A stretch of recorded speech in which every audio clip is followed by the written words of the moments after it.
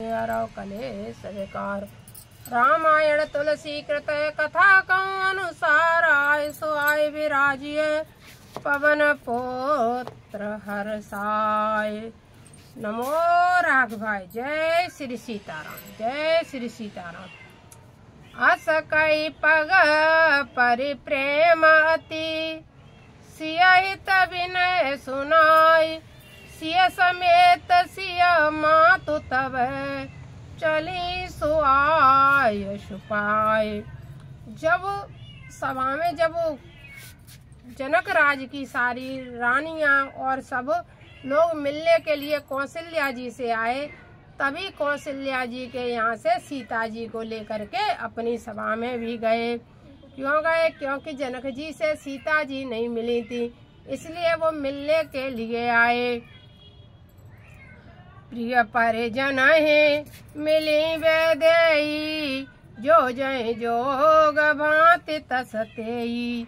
तापस भेष जानकी देखा, तापस भेष जानकी देखा।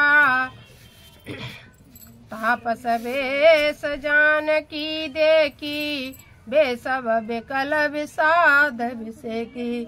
जब सीता जी पहुँची जनक जी के यहाँ, तो जनक जी ने सीता जी को तपस्विनी रूप में देखा, यानी वनवासियों के कपड़े पहने हुए जब सीता जी को देखा तो उनके मन में बहुत दुख हुआ, बहुत दुख हुआ। और वो सोचने लगे कि क्या विधाता की गति है कि मेरी जानकी जी इस तपस्विनी रूप में मेरे सामने खड़ी हैं। ऐसा जनक राज जी देख करके सीता जी को बहुत दुखी हो रहे थे। जनक राम गुरु आय सपाई, चले थलय सिय दे। चले थलय, चले थलय सिय देखी आई। चले थलय सिय देखी आई।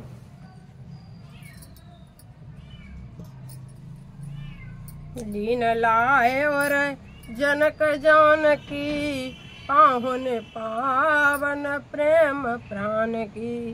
जब सीता जी को तपस्विनी भेष में जनक राज जी ने देखा तो जनक जी रोने लगे और अपने हृदय से लगा लिया। अपनी बेटी को जनक जी ने यानी सीता जी को अपने हृदय से लगा लिया, क्योंकि वे तपस्विनी रूप में थी। जनक जी ने कभी उन्हें इस रूप में देखा नहीं था। उरऊ बुद्धि अनुरागु, बयऊ भूप मन मनहु प्रयागो। सिय समेत बट बाढ़त जोहा, तापर राम प्रेम शिशु सोहा। महाराज श्री जनक के हृदय में अनुराग का सागर उमड़ गया, मानो श्री जनक का मन प्रयाग हो गया। उनमें सीता जी के स्नेह रूप अक्षय बट को बढ़ते हुए देखकर उसी पर श्री राम प्रेम रूप शिशु बाल मुकुट सुशोभित हुए। चिरजीवी मुनि ज्ञान विकल जनु, बूढ़त लयो बाल अवलंबनो। मोह मगन मति नई विदेह की, महिमा सियर गोबर स्नेह की। फिर क्या हुआ? मोह मंगन मति नई विदेह की। जनक जी को विदेह राज बोला जाता है, लेकिन विदेह कहते हैं कि जब बेटी की विदा हो तो कैसा भी पिता क्यों न हो, बेटी के विदा के समय वो रोता ही रोता है।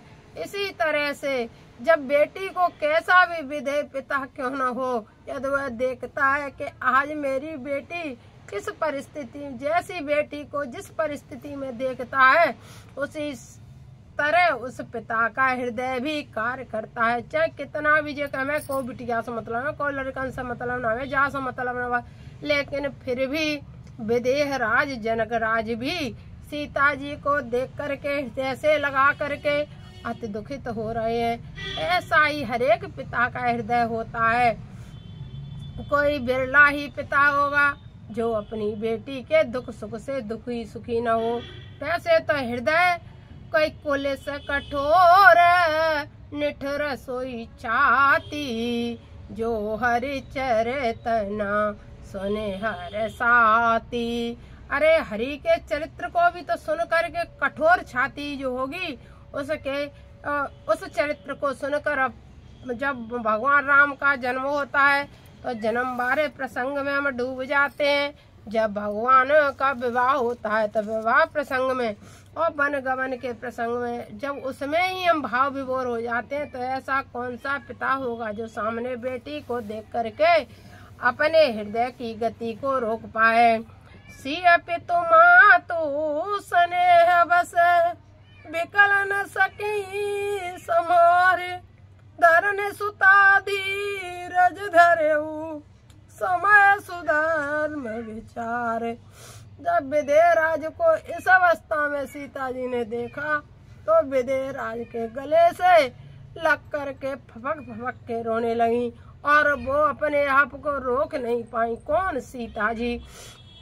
जब सीता जी विदेहराज को देख करके अपने आंसू नहीं रोक पाई और वो भी, तब उन्होंने कहा, क्या कहा? धरनी सुता धीरज धरेऊ, समय सुधर में विचार। समय के अनुसार धीरता को धारण करो। हे धरनी की पुत्री, तुम सारे संसार का भार हरण करने वाली, सबका भार ग्रहण करने वाली तुम्हारी माँ है धरनी सुता। हे धरनी की पुत्री, तुम अपने आप को धैर्यता धारण करो। जिस तरह से पृथ्वी माँ हमारे हरेक प्रकार के गुण अवगुण हरेक तरह की वस्तु को स्वीकार करती हैं और धैर्यता के साथ धारण करे रहती हैं, उनकी आप पुत्री हो, इसलिए समय के अनुसार धैर्यता को धारण करो। ऐसा जनकराज जी ने सीता जी को ज्ञानोपदेश किया।